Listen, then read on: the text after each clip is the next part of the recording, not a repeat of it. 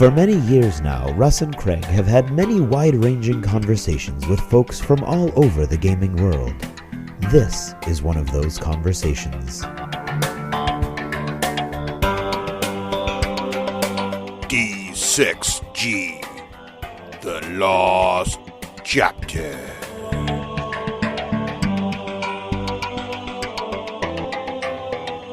Yeah, can you give me another Splenda, Russ? They never give me enough. Splenda? You know what's in that stuff? It's like nasty, dude. I love Splenda. Okay, fine. I'll have two. It came in. It's Mack Martin. Ooh, Mack Martin and Dunkin' Donuts? Wow. Mack. Mack. Splenda is the devil's sugar. Tastes like Devil's sugar.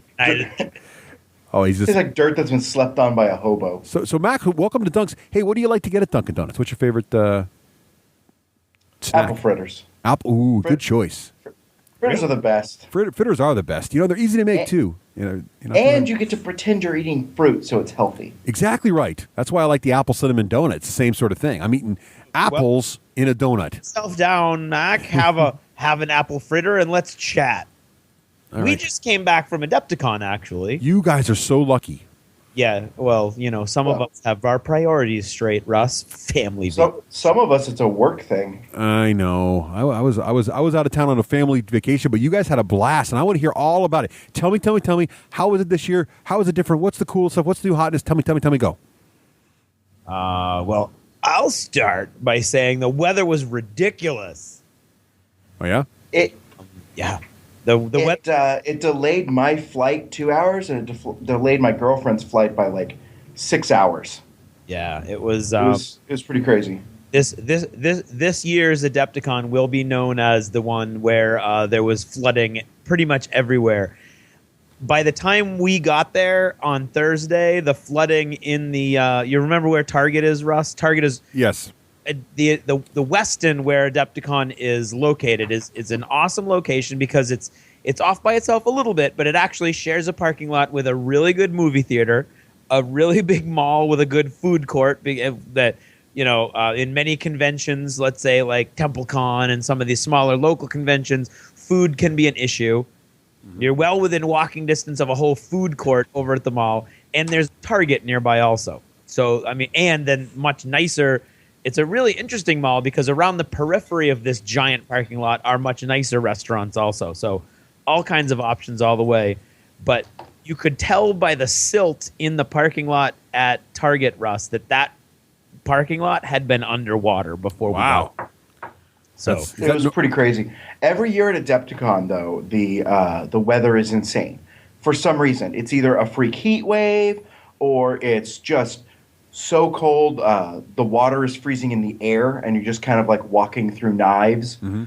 And I don't know why. The week before, it's always beautiful in April. The week after, it's always beautiful in April.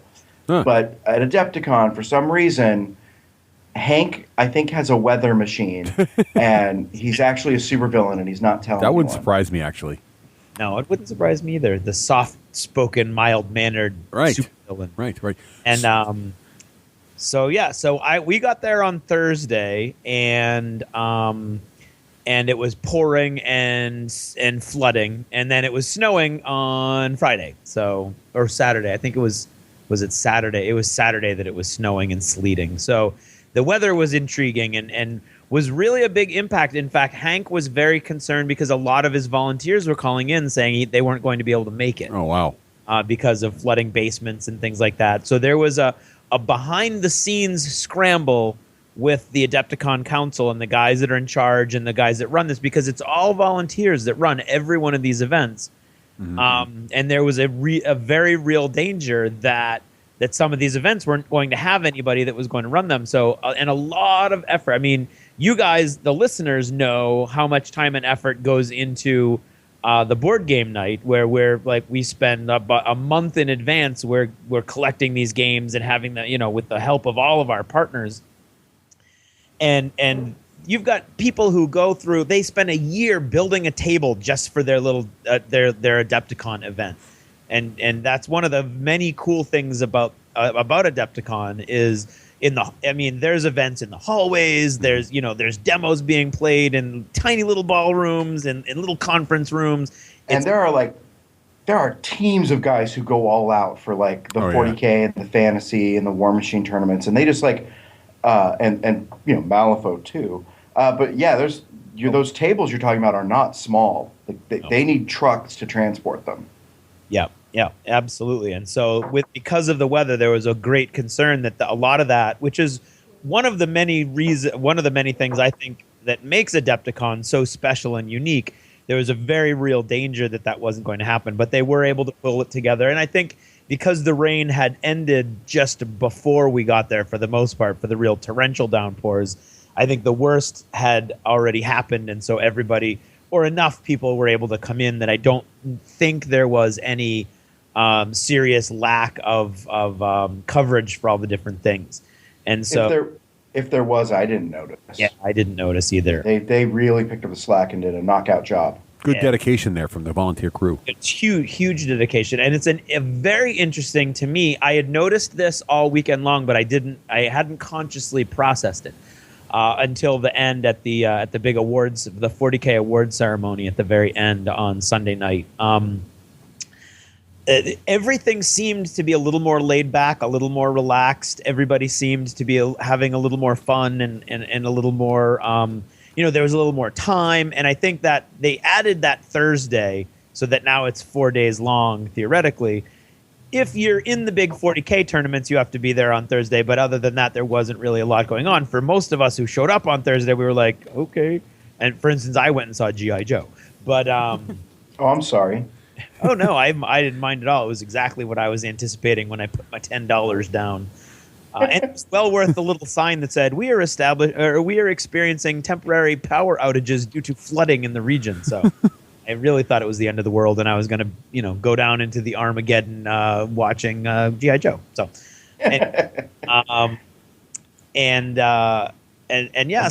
So what they did actually was the Adepticon Council, and then through them all of the volunteers, really made a concerted effort to spread times out a little bit so that everything would have a little more time, and to foster just a more relaxed and slightly less cutthroat competitive atmosphere. And they actually spoke to that at the big award ceremony at the end.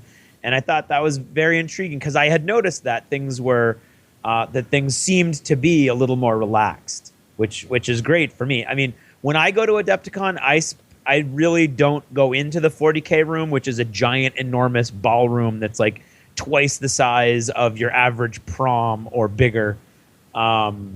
Actually bigger, much bigger, maybe 4 times the size of your average prom. And I only go in there when it's the team tournament, because of just the nature of the team tournament is such a fun, friendly, inclusive atmosphere already, and everybody's got trays and they've got their big display boards, and some of their display boards you can't carry them. They're actually on wheels, and they're getting, it's just amazing. And you had even more of that this year than you had previously. So the word you're looking for is pageantry. The pageantry. Yes, nice. That is an excellent word, Mac. Thank you. And the pageantry was on parade at the Adepticon. There was a guy in the fantasy room whose display board was the most awesome, pirate ship I've ever seen. It was amazing. And it was a treasure chest. Yeah, it was a treasure chest with a pirate ship, flowing out of it, and then all of his models were on it. It looked fantastic. It was, and the pirate ship was being attacked by some giant kraken sea monster thing. Yeah, and it was just great. His Empire army was actually set up on the big giant ship, fighting the monster's tentacles as it was crazy. Wow. And I don't think he won Best Painted. I think he won, I believe he won Player's Choice, which is awesome right at the outset. And he had that seems like a no-brainer. That would have been my choice. He would have been my choice, hands down. And I walked through the fantasy stuff quite a bit also. And he had a giant poem that he had written that was inside the lid of the treasure. I mean, it just was layer upon layer upon layer, and just so much time and effort. And his was amazing, but a lot of the guys there do that, and that's really one of the many cool things about Adepticon, is that just the level of interest and focus and commitment that the players bring to it as well. I think for me, the best thing about Adepticon is the just walking around. I always like to make sure I have at least an hour to 2 hours on Saturday to just walk around and look at the armies because, I mean, between the gorgeous crystal brush stuff, Oh yeah. which is just fantastic, and then the Malifaux models because there's so few models in a crew, people can just put some real serious work into them. They're gorgeous, Yeah. and then. Just seeing the War Machine and Infinity and 40K and Fantasy and Dust and just kind of seeing all these awesome models people have been working on all year. And it's fantastic. I mean, sure, there's guys there who have also, just put in the kind of minimum effort, but there's some gorgeous stuff. And I just like to go around and kind of just get eyefuls of it on Saturday. That is awesome. Absolutely. So, what about, over the years, Adepticon started as obviously primarily Games Workshop or only Games Workshop, and then now they've been slowly expanding. What were some of the games that you saw there not so much demos, I'll get to those in a second, but what about games you saw for the first time, or not first time, but were there for the first time with formal tournaments and things there? Like I know X-Wing was there with a tournament. What else was there? Yeah. Well, X-Wing was there with a tournament run by Adepticon. Yeah, that's what I mean. It's intriguing. Yeah. Because Any other... was not supportive of Fantasy Flight had a huge push last year because of Dust, and this year every attempt they made to try to get some help from Fantasy Flight really didn't result in anything. So ultimately they were like, well, we're going to do it ourselves, and they did a big thing. I didn't actually see it though. I missed a lot of the smaller things because I ended up spending almost all my weekend in the Malifaux room. Nice. And it actually was a perfect storm for me because that was the GW Specialist / Malifaux room.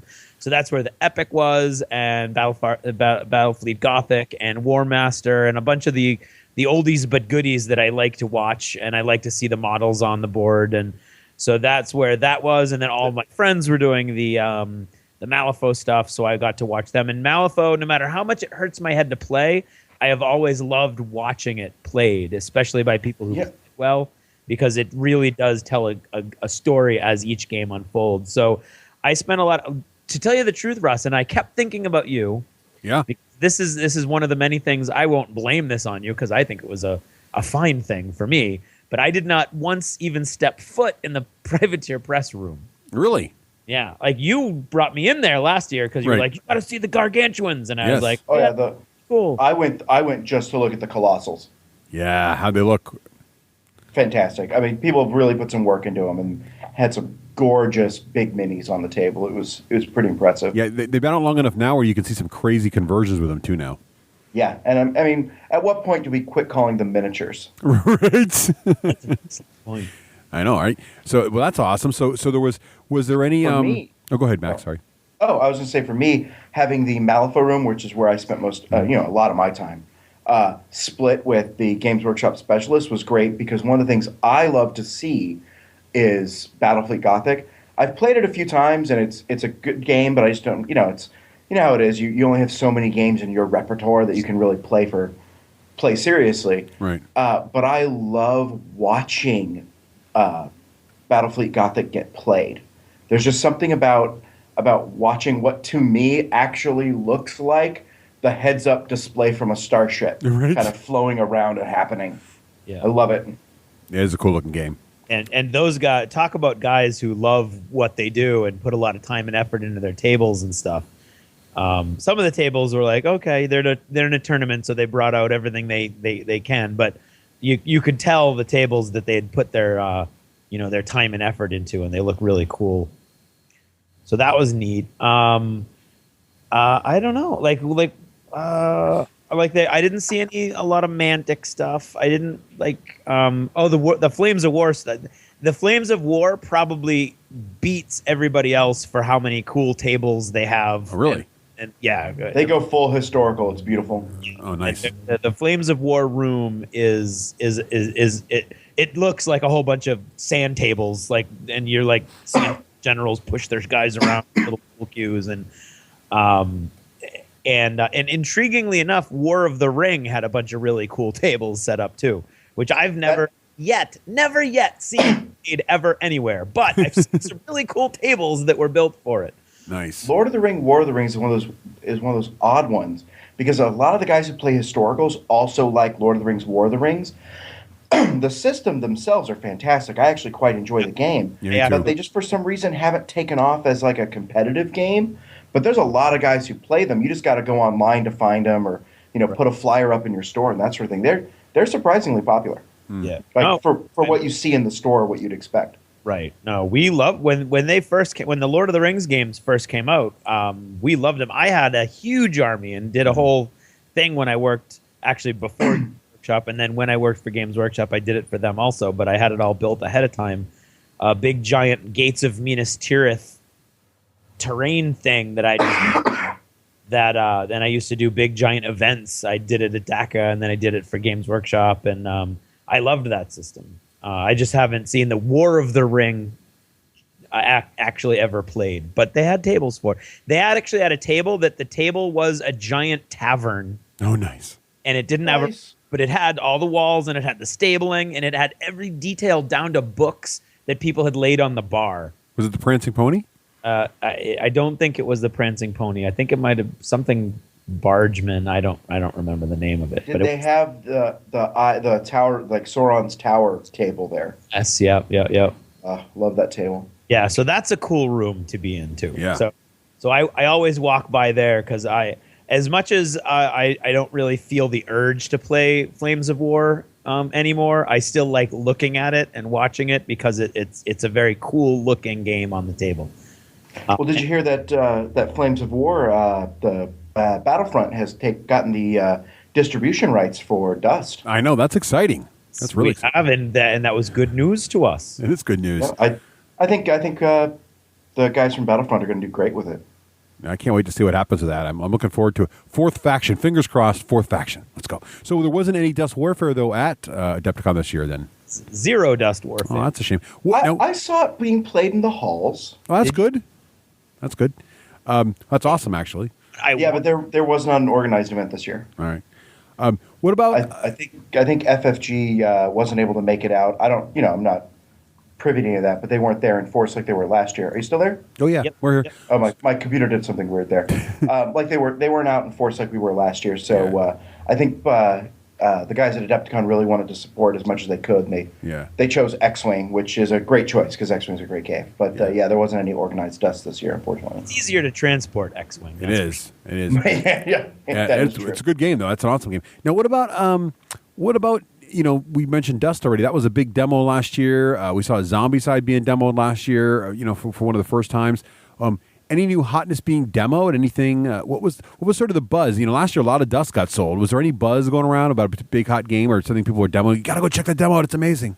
It's very interesting to me because I feel like we're living this Kickstarter phenomenon, and it went from and we're living it on the podcast. Right.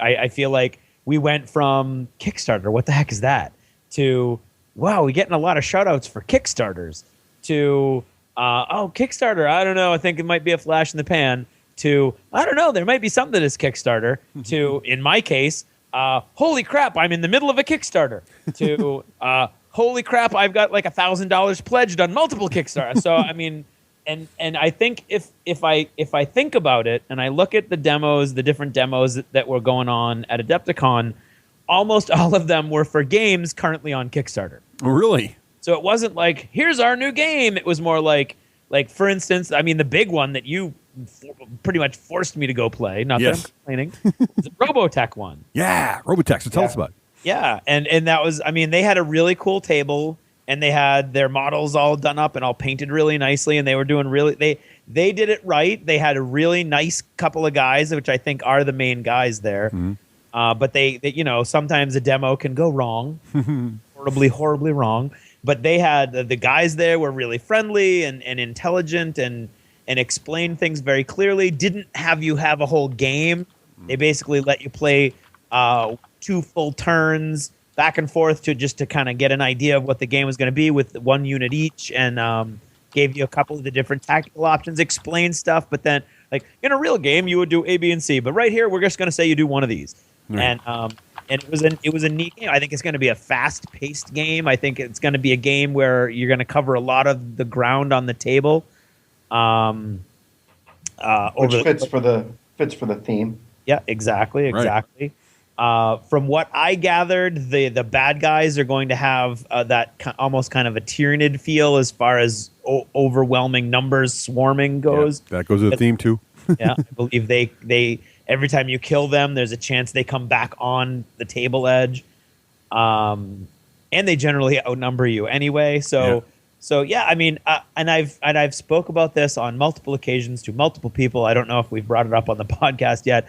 I have no idea what happened when I was growing up, but somehow the entire Robotech thing passed me by. That's a shame. I have no memory of Robotech. I have no like nostalgic connections to Robotech. Everybody's like, oh my God, Robotech! Oh my God, I gotta get to Robotech! I'm like, what? Whoa, okay. You just described to me a childhood not worth living. And that has been the response of most of the people I have told this to. I know, Robotech is so good.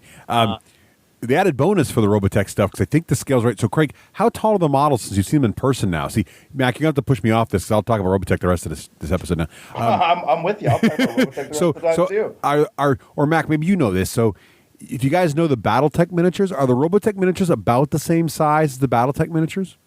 They're a little bigger, a little taller. Actually. Would they still fit in a hex on a hero skateboard? Because I have no idea. The reason I ask this is that for old school Battletech players, you will remember that the original version of Battletech had, without permission, used the artwork and the imagery from Robotech for their mechs. So the Warhammer on the front of the original Battletech box, the Warhammer mech, was actually from Robotech, and they called them lands, the mechs that could transform from jets to mechs, and they were all with the Wasp mech, for example, was right out of Robotech, and the Archer mech was right out of Robotech. So you could take these models, and all those mechs still exist in the new version of Battletech. They just changed what the skins look like. So I can now, if I get this set, I can now play the original Battletech as I remember it, as an extra bonus above and beyond the Robotech game. Yeah. I think that the scale will be a little off for it. Curses. But they could fit. They would fit on those hexes, though. Yeah, but it's my pretty question, though, is can we transform the miniatures? They come with 3 different models, right? So each Veritech fighter is 3 models. You get the Battleoid mode, the robot mode. You get the Guardian mode, which is the halfway mode, and then you get the jet mode. So you just replace the model with the other version of it. So every time, the Kickstarter is getting crazy and good. Not to derail the whole episode, but because now they've been throwing in like, oh, we hit this stretch goal, so you get like Fokker's jet, one of the main characters from the show. Here it is, and here's 3 forms for that, and the skull and crossbones is on the in 3D on the mech, and then you get one more, so there's and just like Craig said, they were always outnumbered badly, so you're going to get 20 Zendrati, but then you're going to get 3 Veritechs, but it's actually 9 models because there's 3 different variants of it. You're killing me because I'm literally opening up a window with Kickstarter. Just go to it now and pledge, Mac. Don't even question it. Just pledge. Get the $140 level because it comes with all the stretch goals and it's stupid amounts of plastic right now. It's just crazy good. Yeah, it's awesome. So anyway, I didn't mean to derail it totally, but did you see any other demos besides Robotech, which is obviously awesome? Well, I did, and I'm going to have to look very quickly and say Songs of Our Ancestors is a pretty cool game, and I think I talked about this in Achievements in Gaming last episode. And it's a cool 28 millimeter, but it's like an alien race, and they're kind of weird looking. They kind of look like weevils with long noses. And it's a World War I sort of aesthetic, but kind of not. Like the tanks look like totally different and alien and cool.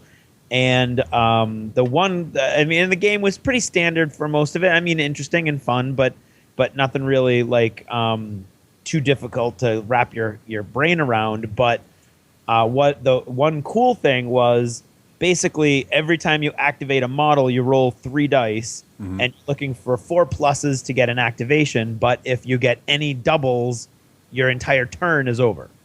Oh, wow. It's that guy. That guy gets to do however many actions he rolled successfully, but then your turn is over, and it goes to then. So, like, if it's Russ and I, we each have 5 models, and wants to be really, conservative. His guys, and because it's World War I technology, most of the guys they don't have repeating rifles. So it's like fire and reload. That's 2 actions. Move would be an action. So Russ is like, I'm going to do 2 actions, and you're good. And this guy's going to do 2 actions. This guy's going to do 2 actions. If you go and do all 5 of your guys and you never roll a double, then you're set. Now it's my turn.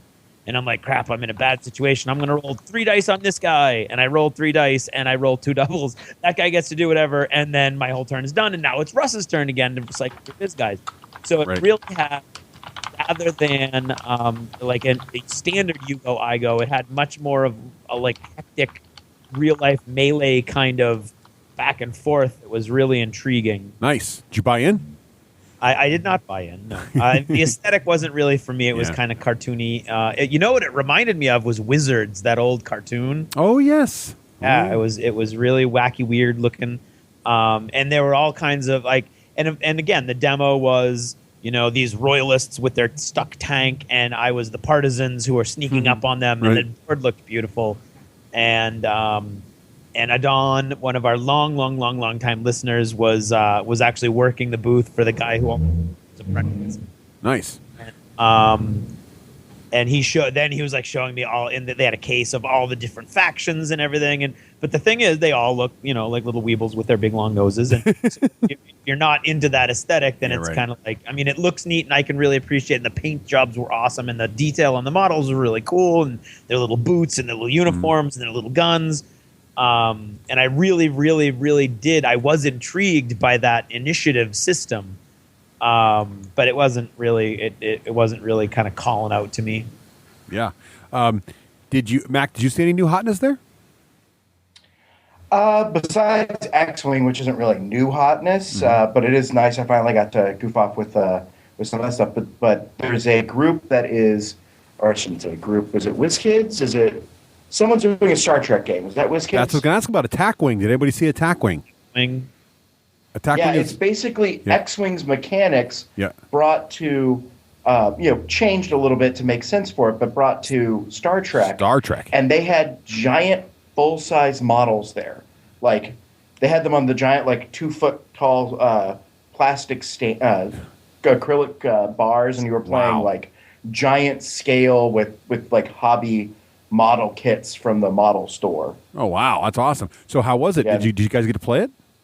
I played it a little bit. It's fun. It's as solid as X-Wing is, and it's just a fun game. And playing it in giant scale was fantastic. Well, I'm really excited about this because I'm a huge Trek fan. Of course, I also love Star Wars, and I love X-Wing. And we know that WizKids, they didn't copy it; they licensed the rule set from Fantasy Flight, right? So this is a licensed rule set. They've now put the Star Trek wrapper around. But what I'm really curious about is, obviously X-Wing's rule system was taken from kind of modified Wings of War, which is fine because that's a fighter game, and X-Wing's a fighter game. But now you're taking those mechanics and putting them on essentially capital ships, which are obviously much, much larger than fighters. Does it still feel right, Mac, that the Enterprise is maneuvering like an X-Wing does? It actually does. You just imagine them moving slower. That's all it really does. Yeah. They changed the name of evade or dodge to evasive maneuvers, right? So you feel very much like you're doing these evasive maneuvers, and then the upgrade cards, instead of being the little cards that are the proton torpedoes and pilots, are almost all crew members that do different things. Okay. And no, it actually was fairly seamless. I didn't even notice it, the scale shift. Really? It just felt right. Yeah. Now, I've seen. I think in the pictures I saw from Adepticon, there were giant planets on the ground. Are planets sort of so you're at a larger scale there too? Are you flying around planets instead of asteroid kind of thing, like flying through the solar system kind of thing? Yeah, it scales up surprisingly well. I'm looking forward to it. And what about, see, I'm going to derail it again. What about energy allocation? It's always been a big part of almost all the Star Trek simulator games, like Starfleet Battles and stuff, where you can transfer. Is that emulated anywhere at all in the game, or is it too complex? Is it too simple for that? I didn't notice it really kind of being more than, that's something that really only matters to the guys in engineering. Yeah, exactly right. That's my point. All right. Well, that's great. Any other new hotness? Any other games you guys got to try or that are kind of out yet or not out yet? No, I didn't. I didn't. Like I said, most of the demos seems to be for Kickstarters. Oh, okay. Any board games? Were Cool Mini or not there? Were they doing any other stuff or anything? Cool Mini or Not had their whole thing going, Nice. and I almost did. I went up and to do a demo, and then Kevin short stopped me, and I was like, "Oh my god, I've been trying to talk to you all weekend," and then we ended up going off and having a chat, and then he actually brought me to the guys who were doing the LED displays for modeling that had spent a whole bunch of money to get their posters up all over the Westin. And that's where, if you followed my Twitter, you saw all those cool pictures, like the guy with the glowing, the Terminator, the 40K Terminator with the glowing lightning claws and things like that. They stopped their Kickstarter the day after I tweeted it, but still. But yeah, so I don't know what the connection there is. There probably isn't an official connection, but Kevin was intrigued enough he wanted me to be introduced to them, and so I went over specifically to do a demo for one of the games that they were doing big demos for, and I got sidetracked and I never remembered to go back over. But they had their whole big, huge thing up. Now, the interesting thing this year, for those of you who have been to Adepticon before but couldn't go this year, is that the Merchants Hall actually changed. They took it out of the 40K Hall, and they put it in its own side ballroom, which was intriguing because it was sort of like a Who Moved My Cheese moment, where all of the people in the beginning of the weekend were like, "Oh, they moved us. This is going to be crazy. I hate it," to, "Wow, it's really nice to have our own space and be a little away from the craziness." I was a little put off by it, mainly because it had one whole wall of windows.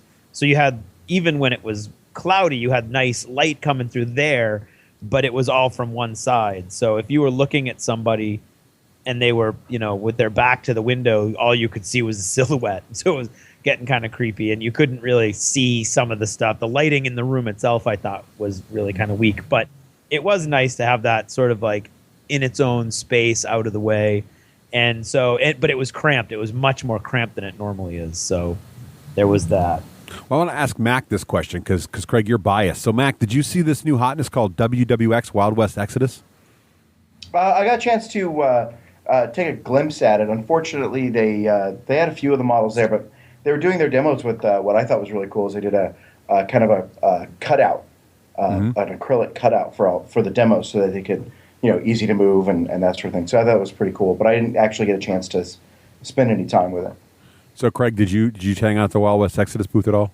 Yes, I spent most of my time in the Wild West Exodus booth. If I was not in the Malifaux room, I was at the Wild West Exodus / Battle Foam region area. Nice. So how did as Mack hinted there, I know all the models didn't come in as I know Romeo was hoping, but you had some on display in the glass box there, plus the the acrylics for demos. Were painted, the professionally painted ones for the Kickstarter were all there on display. And then a bunch of comic books were on there on display. Yeah. They were for sale, but there was absolutely no way you could know that until Saturday, when I realized that there was no way you could know that. And I took it upon myself to go to the business office in the hotel and make little signs that said, issue number 1 on sale now, issue number 1 exclusive cover. They literally had a limited edition cover that they're only ever making 250 of, on sale for the same cover price as all the other ones, but they weren't mentioning that. So as soon as you put the sign up, did that change sales at all? Because oddly enough, they were selling them anyway. Okay. I think that was part of the demo was, and oh, by the way, we also have a comic book that is available now. And then they would go, and Craig here can sign it. He's the writer. And I would literally react with, I don't have to, though.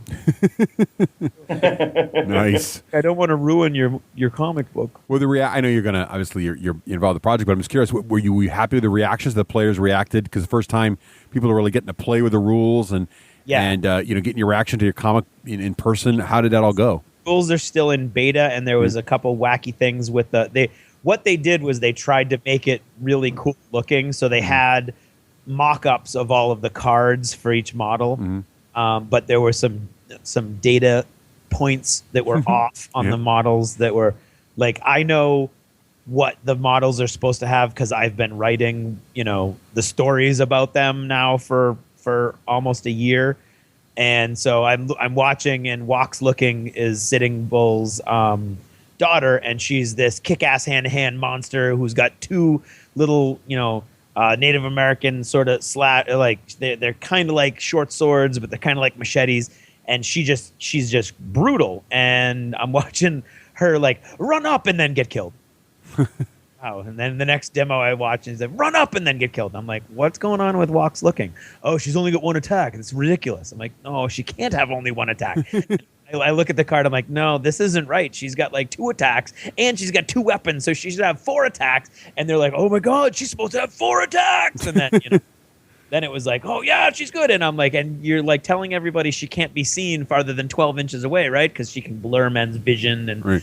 And so there were little data points like that. But Chad, who's a guy, a friend of Romeo's, who now is the creative director of the project, is a really kind of an energetic kind of guy who like brings a cool vibe to it. Yeah. So the demos seem to be going very well. There were people demoing it almost every time I walked by or lined up to demo it, which was cool. Nice. And they were very happy with the responses they were getting. So, and that's good because Romeo is constantly like concerned and nervous, right. Paranoid. So, if at the end of the weekend he's going, "It went well," then you know that to him it went well, which is good because he's got very high standards for that sort of thing as the businessman that he is. That's awesome. So Mac, I asked Craig about his project, and you were there in a work capacity also. What were you? Were you there for Weird? I was there for Weird, getting some pre-interviews ready to go for 2.0. That way we could get the word out the second we made the announcement. One of the interesting things about the company that I work for now is that they don't try and hide really anything, and they let me answer just kind of any question. Nice. And so we wanted to really, when we announced 2.0, we wanted to really be out there in front of it, talking to people and so forth. So for me, the trip was really about second edition and getting everything kind of lined up for a smooth announcement. Nice. So which was quite a lot of fun. Did you get a lot of questions about the RPG? Because obviously that was already well known because of the Kickstarter and everything at that point. Lots of questions about the RPG. A lot of questions about the RPG, especially with people who wanted to play it with the miniatures game and that sort of thing. So it was just, I don't know, it was just a lot of fun. I unfortunately didn't get to play, which I did get some flack for not playing in the Malifaux Masters, which frankly the reason I couldn't is I wouldn't have been able to remember many of the first edition rules. Oh, you're right. Your brain's all in second edition mode now, yeah. Yeah, but my girlfriend actually played in the Malifaux Masters and had a great time. Nice. That's awesome. Well, that's fantastic. So what else? We're going a little long here, but what else did you guys, any other highlights from the con you want to mention? Our board game night was awesome.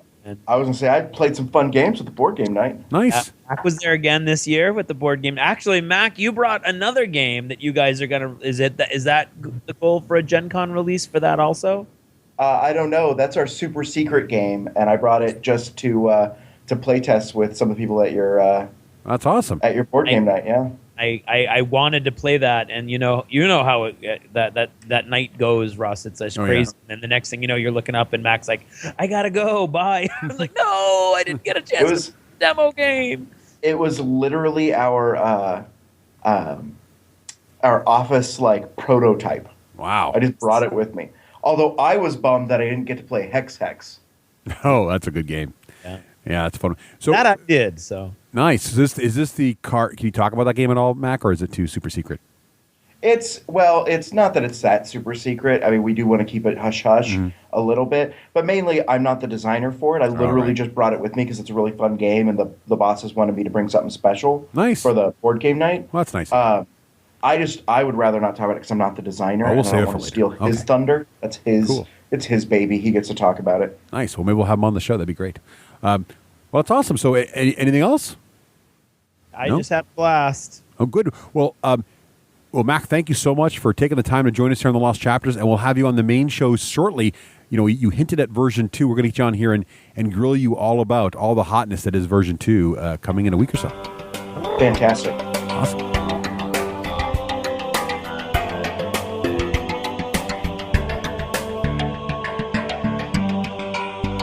Thanks for purchasing a D6G Lost Chapter.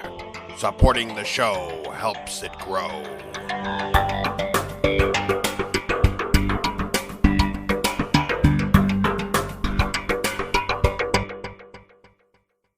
Rusty the Latte Boy.